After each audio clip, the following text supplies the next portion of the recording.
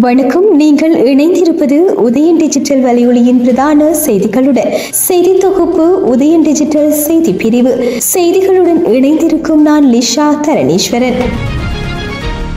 யாழ்ப்பாணம் பருத்தித்துறை 750 வழித்தடத்தில் நேற்று முன்தினம் சாரதி நடைமுறைகளை மீறி பொதுமக்களுக்கு ஆபத்தை ஏற்படுத்தும் வகையில் பயணித்து தனியார் பேருந்து உரிமையாளரின் பயணிகள் அனுமதி பத்திரம் இடைநிறுத்தப்பட்டுள்ளது. தனியார் பேருந்து மேற்படி வழித்தடத்தில் சாரதிய நடைமுறைகளை மீறி பொதுமக்களை அச்சுறுத்தும் வகையில் பயணித்தமை தொடர்பாக சமூக ஊடகங்களில் வீடியோக்கள் பகிரப்பட்டிருந்ததுடன் அது தொடர்பில் வடக்கு மாகாண ஆளுநரின் கவனத்துக்கும் கொண்டு செல்லப்பட்டது. இது தொடர்பில் நடவடிக்கை எடுக்குமாறு வடமாகாண வீதி பயணிகள் போக்குவரத்து அதிகார சபையின் தலைவருக்கு வடக்கு மாகாண ஆளுநர் நேற்று முன்தினம் அறிவுறுத்தியிருந்தமையை அடுத்து குறித்த தனியார் பேருந்து உரிமையாளரின் பயணிகள் அனுமதி பத்திரம் இடைநிறுத்தப்பட்டுள்ளதாக அறிவிக்கப்பட்டுள்ளது.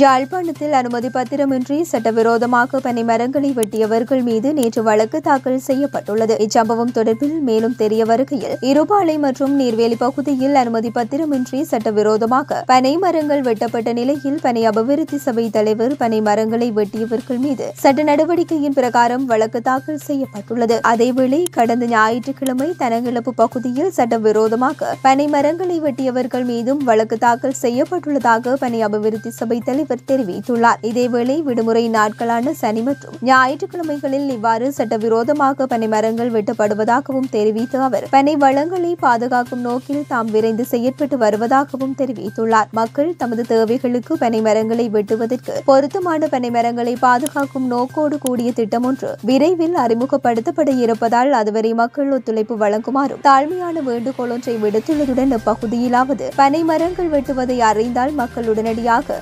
077927304 என்ற தொலைபேசி இலக்கத்துடன் தொடர்பு கொண்டு தெரியப்படுத்துமாறும் அவர் கோரிக்கை விடுத்துள்ளார்.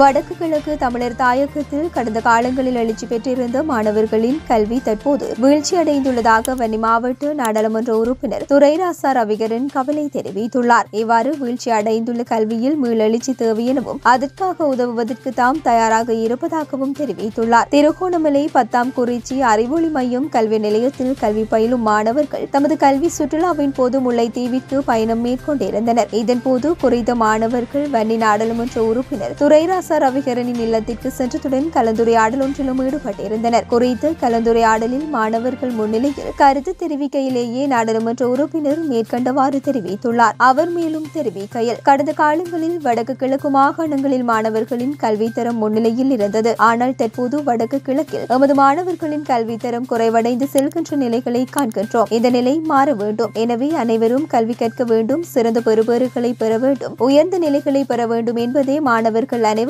ஒரே இலக்காக இருக்க வேண்டும். எமது மாணவர்கள் கல்வியில் பிரதேசம், மாவட்டம், மாகாணம் என்ற நிலைகளை கடந்து தேசிய ரீதியிலும் வெற்றி பெற வேண்டும். மாணவர்கள் சிறந்த முறையில் கல்வி கற்பதற்காக உதவிகளை வழங்குவதற்கு நாடாளுமன்ற உறுப்பினர்கள், புத்திஜீவிகள், புலம்பெயர் உறவுகள் என அனைவரும் தயாராக இருக்கின்றோம். இவ்வாறு இருக்கும் போது வடக்கு கிழக்கு மாணவர்கள் தேசிய ரீதியில் முதல் நிலை பெற்றார்கள் என்ற நிலையை ஏன் ஏற்படுத்த முடியாது? அது மாணவர்களான உங்களின் கைகளிலேயே இருக்கின்றது. அதேவேளை கல்வியில் சிறந்து விளங்குவதைப் போல ஒழுக்கத்திலும் சிறந்து விளங்க வேண்டும். வடக்கு கிழக்கு தமிழ் பிள்ளைகள் கல்வியிலும் ஒழுக்கத்திலும் சிறந்தவர்கள் என்ற நிலையை கொண்டு வர வேண்டும். இவ்வாறு எமது மாணவர்கள் ஒழுக்கத்திலும் கல்வியிலும் சிறந்து விளங்கும் போது எமது அடுத்தடுத்த சந்ததியினர் சிறந்து விளங்குவார்கள் என்றார்.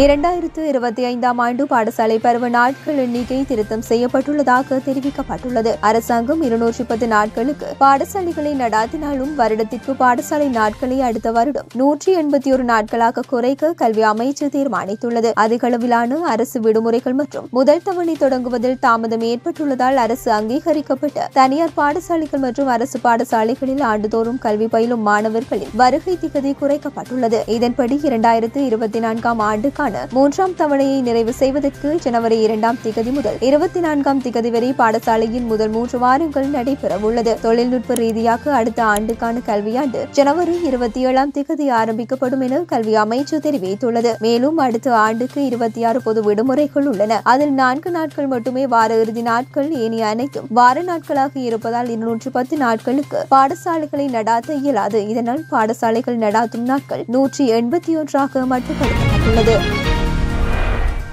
அரசாங்கத்தினால் நடைமுறைப்படுத்தப்படவுள்ள கிளீன் ஸ்ரீலங்கா வேலை திட்டம் ஜனாதிபதி அனுரகுமார திசநாயக்க தலைமையில் நாளை மறுதினம் ஆரம்பிக்கப்படவுள்ளதாக ஜனாதிபதி ஊடகப் பிரிவு தெரிவித்துள்ளது. கிளீன் ஸ்ரீலங்கா திட்டத்தை நடைமுறைப்படுத்துவதற்காக ஜனாதிபதியின் செயலாளர் கலாநிதி NS குமாநாயக்க, பதில் போலீஸ் மா அதிபர் மற்றும் முப்படைகளின் தளபதிகள் உள்ளிட்ட 18 பேர் கொண்ட ஜனாதிபதி செயலணி ஒன்று அண்மையில் ஸ்தாபிக்கப்பட்டது. குறித்த கிளீன் ஸ்ரீலங்கா திட்டத்தை திட்டமிடல், வழிகாட்டுதல், நடைமுறைப்படுத்துதல், முன்னேற்றத்தை மீளாய்வு செய்தல் மற்றும் குறிப்பிட்ட கால எல்லைக்குள் நிறைவு செய்தல் ஆகியவையே ஜனாதிபதி செயலணியின் பொறுப்புகளாகும்.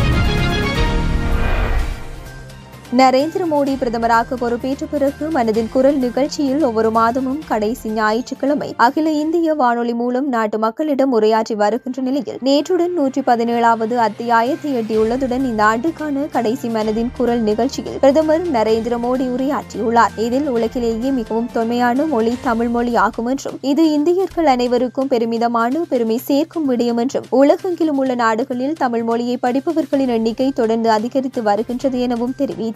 இதேவேளை கடந்த மாத இறுதியில் பிஜியில் இந்திய அரசின் ஆதரவுடன் தமிழ் கற்பித்தல் திட்டம் ஆரம்பிக்கப்பட்டிருந்ததுடன் கடந்த 80 ஆண்டுகளில் பிஜியில் பயிற்சி பெற்ற தமிழ் ஆசிரியர்கள் தமிழ் மொழியை பயிற்றுவிப்பது இதுவே முதல் முறையாகும். மேலும் பிஜி மாணவர்கள் தமிழ் மொழியையும் கலாச்சாரத்தையும் கற்றுக்கொள்வதில் அதிக ஆர்வம் காட்டுகின்றார்கள் என்பதை அறிந்து மகிழ்ச்சி அடைகின்றேன் என்றும் இந்த சம்பவங்கள் வரும் வெற்றி கதையல்ல, நம்மை பெருமிதத்தால் நிரப்புபவை என்றார். 1977 ஆண்டு முதல் 1981 ஆண்டு வரையான காலப்பகுதியில் அமெரிக்காவின் 39வது ஜனாதிபதியாக பணியாற்றிய ஜிம்மி கார்ட்டர் தனது 100வது வயதில் ஜோர்ஜியாவில் உள்ள அவரது வீட்டில் காலமானார். தனது மனிதாபிமான பணிக்காக அமைதிக்கான நோபல் பரிசை வென்ற கார்ட்டர் இஸ்ரேலுக்கும் எகிப்துக்கும் இடையே சமாதானத்தை ஏற்படுத்திய பெருமை கோரியவர். ஜனநாயக கட்சியை சேர்ந்த கார்ட்டர் 1976 அமெரிக்க தேர்தலில் குடியரசுக் கட்சியின் ஜெரால்ட் ஃபோர்டை தோற்கடித்து வெள்ளை மாளிகைக்குள் நுழைந்தார். முன்னதாக கலிபோர்னியா ஆளுநராக பணியாற்றிய நடிகரும் அரசியல்வாதியுமான ரொனால்ட் ரீகனால் 1980 தேர்தலில் கார்ட்டர் தோற்கடிக்கப்பட்டார். கார்ட்டரின் மறைவு குறித்து அவரது புல்வர் சிப் கார்ட்டர் இட்டுள்ள பதிவொன்றில், என் தந்தை எனக்கு மட்டுமல்ல, அமைதி, மனித உரிமைகள் மற்றும் தன்னலமற்ற அன்பில் நம்பிக்கை கொண்ட அனைவருக்கும் ஒரு ஹீரோ என்றார்.